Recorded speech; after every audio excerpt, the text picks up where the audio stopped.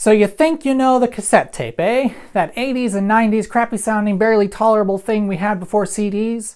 The ones that got eaten by your car all the time? The thing hipsters are pretending to listen to? Whatever memories you have of the cassette could probably use some refreshing.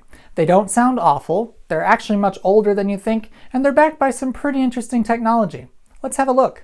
The cassette tape is actually a product of the 1960s, though it took some years for them to take off.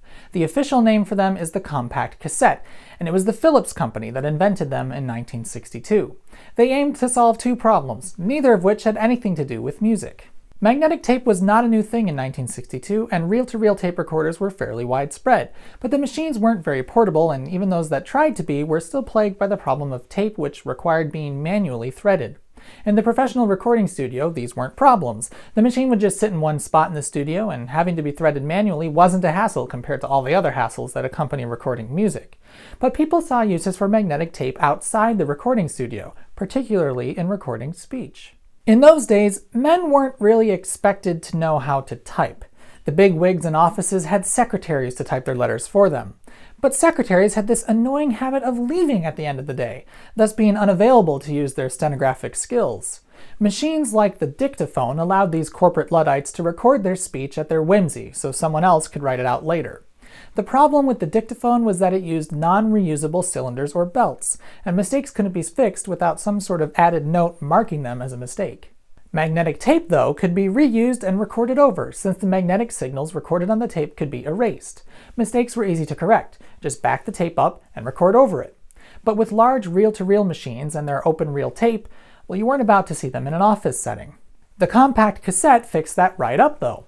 A number of clever innovations made for a practical, portable tape format. The most important innovation was the cassette itself. Instead of having an open reel of tape, the tape is sandwiched in a shell of plastic with access holes at the bottom of the cassette.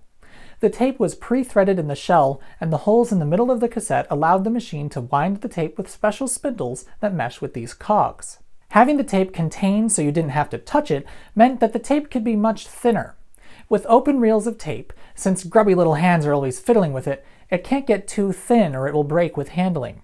But inside a cassette where it won't get touched, or at least shouldn't get touched, it could afford to be thinner, and thus you could pack a longer length of tape inside. The bottom portion of the cassette is wider than the rest, and it has a standard pattern of holes that are very important. These are what allow the cassette recorder to interact with the tape. Cassette recorders work fundamentally the same as a reel-to-reel recorder, but since we're using a cassette, the machine interacts with the tape a little differently. Let's take a step back and look at a reel-to-reel machine to see how ordinary tape gets recorded. The parts that interact with the tape are called the transport. A reel-to-reel recorder has two spindles that hold the tape reels, and the transport sits between them.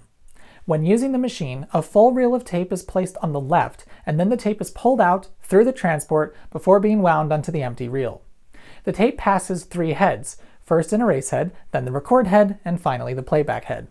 Lastly, the tape goes through the capstan and pinch roller, which are the parts that actually pull the tape past the heads. The capstan is one of the most important parts because it regulates the speed of the tape.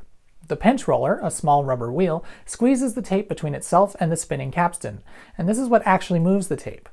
The reel on the right only rotates the spool of the tape onto the reel. See, if I stop it, the tape doesn't stop moving through the machine. Also important to note is the curved path of the tape as it passes the heads. This ensures that it stays tightly against the heads, and various tape guides make sure it stays in alignment as it passes them. If you look at the parts inside a cassette deck, you'll see that they're fundamentally the same, although smaller. There's an erase head to the left, a record and playback head in the middle, cassettes use one head for both functions, and the capstan and pinch roller are on the right. But you might notice some problems that come about with the cassette. The capstan.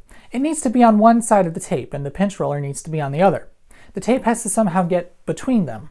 How's that supposed to work when the tape's trapped in a box? Well, that's what the holes in the side of the cassette are for. See how the capstan is shaped almost like a spike? The capstan goes through this hole and thus ends up behind the tape. Then the pinch roller can move upwards and squeeze the tape against the capstan. Which brings us to the holes on the bottom of the cassette. Rather than bring the tape to the heads, the cassette brings the heads to the tape. The three holes on the bottom are shaped and sized so that the erase head, playhead, and pinch roller can all fit neatly inside the cassette shell. The mechanism of the cassette deck lifts these three components together inside the cassette. A felt pad sits inside the cassette shell, and it helps keep the tape against the head.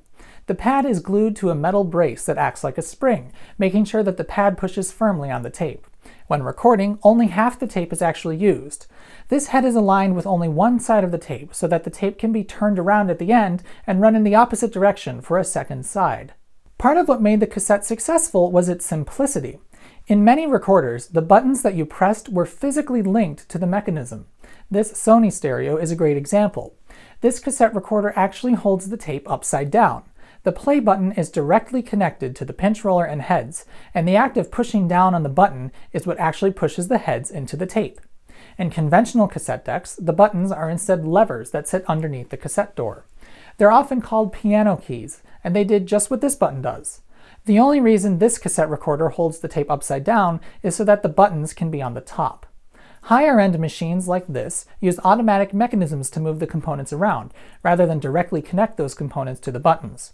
These were called soft touch controls, and when cassette decks started to get microcomputers inside controlling them, the buttons could be placed anywhere on the machine. And these machines were said to have full logic control. Now that we understand the mechanical elements of the compact cassette, let's examine the technical details. At the time of the cassette's introduction, standard audio tape sounded pretty awful at the slow speed of 1 7/8 inches per second. Here's an example of what that sounds like.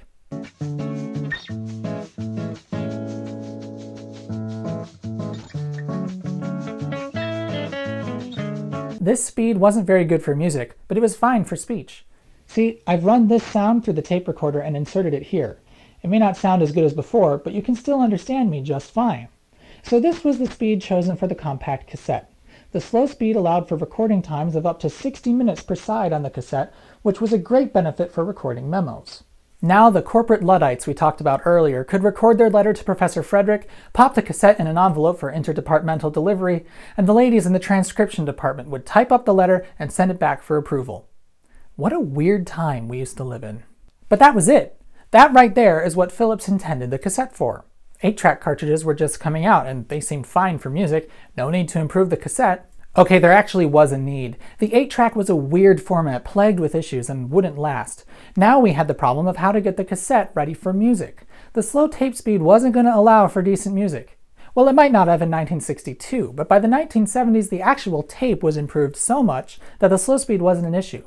Cassettes had roughly the same fidelity as the 8-track by the early 1970s. But then there's another issue. We want stereo! To get stereo sound on the cassette, the tape had to be split into 4 tracks, 2 in one direction and 2 in the other. These narrow tracks were kept compatible with older mono equipment because they were right next to each other, and they'd work together for a mono signal. But they also introduced a problem. The signal-to-noise ratio of the tape suddenly became much worse. Having a narrower track meant that the signals recorded onto the tape became weaker compared to the background noise. But Dolby noise reduction would save the day and bring the noise back in line, in fact improving noise beyond what it was originally. Here you'll find a separate video explaining how Dolby noise reduction works. By the 1980s, the cassette was well established as a music format, and they sounded really good. Have a listen.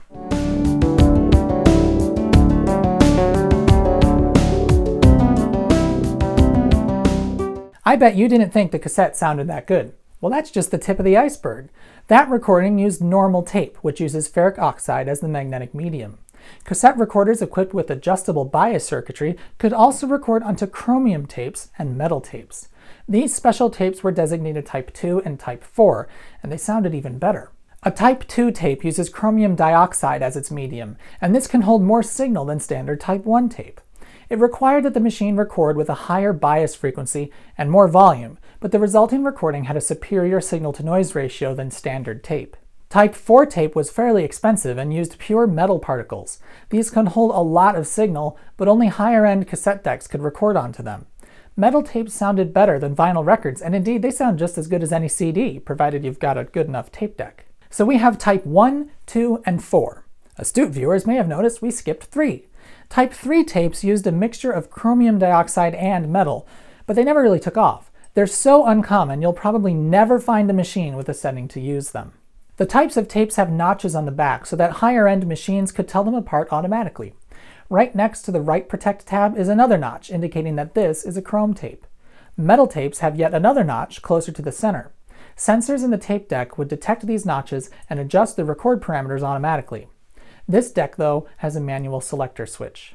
Let's listen to the difference each tape type makes. Here's the same song recorded with the same level on each of the 3 tapes.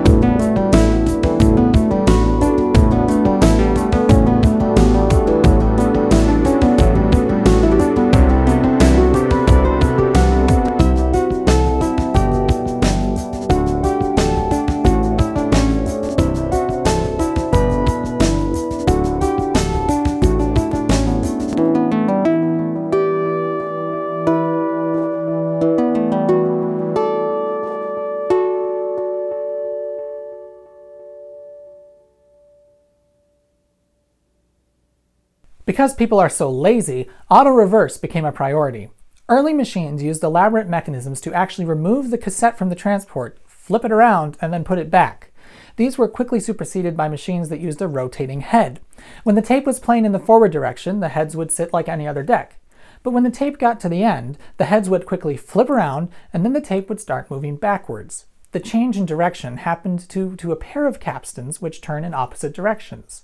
Depending on the direction selected, the pinch roller corresponding to that direction would come up and squeeze the tape against the capstan. Interestingly, Nakamichi, the fairly undisputed champion of high-quality cassette decks, returned to a mechanism which actually flipped the tape around because of concerns that the rotating head mechanism could over time bring the heads out of alignment. Whether or not this happens in practice is up for debate. Part of why the cassette took off was that it was so portable. The Sony Walkman was the first portable cassette player, and it was introduced in 1979. Later models like this one would add Dolby noise reduction, tape formulation selection, and even auto-reverse, all in a machine barely larger than the tape itself. In fact, one Walkman was smaller than a cassette, and the machine expanded around it when playing. One interesting note here is that auto-reverse Walkmans actually have 4 heads. When playing in one direction, the heads listening to the other side are muted and you can only hear the forward heads. The other heads are listening to side B backwards. Then, when it got to the end of a side, it switched pinch rollers, thereby reversing direction, and then switched electronically to the other set of heads. I've often wondered why Nakamichi didn't just do this, with 4 heads and a miniature erase head like this conventional auto-reverse machine has on each side. The cassette died a slow death into the 2000s. It stuck around in car stereos for a while since road vibrations didn't affect tapes like they did CDs, but eventually they pretty much faded away. The cassette never really disappeared though. It's not really dead, and in fact it's receiving somewhat of a revival. I admit I like the ability to make a mixtape, the modern equivalent being a playlist, and have a physical thing that contains the music, and they do have a retro quality to them that's hard to replicate with a playlist on a smartphone. Thanks for joining me on Tech Explorations. Be sure to subscribe for more videos like this or our series Technology Connections.